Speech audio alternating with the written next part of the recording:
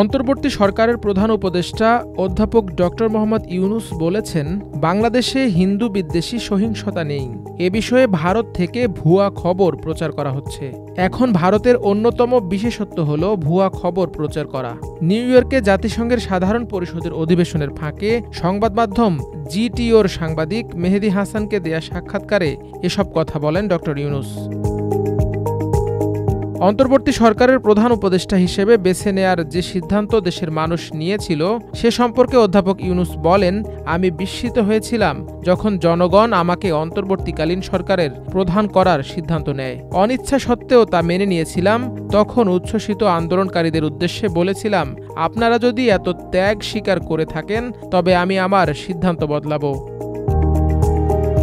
ওই সাক্ষাৎকারে জাতীয় নির্বাচন বিলম্বের যৌক্তিকতা, রোহিঙ্গা সংকট এবং আওয়ামী লীগের কার্যক্রম নিষিদ্ধ করাসহ বিভিন্ন বিষয়ে কথা বলেন প্রধান উপদেষ্টা।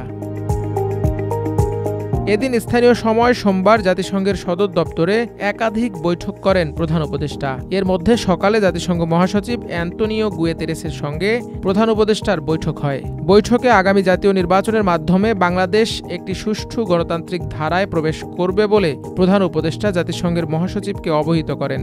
এ সময় অবাধ, সুষ্ঠু ও নিরপেক্ষ নির্বাচনে অন্তর্বর্তীকালীন সরকারের অঙ্গীকারের কথা তুলে ধরেন ড. ইউনূস।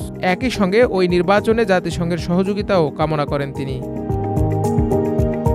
জাতিসংঘের মহাসচিব বাংলাদেশকে সব ধরনের সহযোগিতা প্রদানে সংস্থাটির প্রতিশ্রুতি পুনর্ব্যক্ত করেন। বৈঠক শেষে আয়োজিত এক প্রেস ব্রিফিংয়ে প্রধান উপদেষ্টার প্রেস সচিব মোহাম্মদ শফিকুল আলম সাংবাদিকদের এ তথ্য জানান। এর আগে আন্তর্জাতিক মানবাধিকার কর্মীদের সঙ্গে হোটেলে বৈঠক করেন প্রধান উপদেষ্টা। সেখানে তিনি বাংলাদেশ সফর অব্যাহত রাখতে আন্তর্জাতিক মানবাধিকার সংস্থার প্রতি আহ্বান জানান। বৈঠককালে মানবাধিকার সংগঠন দলের নেতৃত্বে ছিলেন রবার্ট এফ কেনেডি হিউম্যান রাইটসের চেয়ারম্যান কেরি কেনেডি।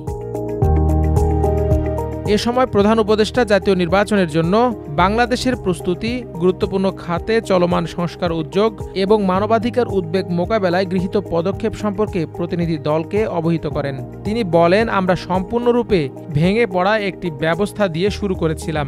গত বছর সংগঠিত হত্যাকাণ্ডের তদন্তের জন্য আমরা জাতিসংঘের মানবাধিকার অফিসকে আমন্ত্রণ জানিয়েছিলাম এবং তাদের প্রতিবেদনে অনেক কিছু প্রকাশ পেয়েছে। প্রধান উপদেষ্টা আরও বলেন, আমরা জোরপূর্বক গুমের ঘটনা তদন্তের জন্য একটি কমিশনও প্রতিষ্ঠা করেছি। বছরের পর বছর ধরে ভয়াবহ ঘটনা ঘটেছে, মানুষকে আয়নাঘরে রাখা হয়েছিল। মাল্টিমিডিয়া ডেস্ক, আমার দেশ।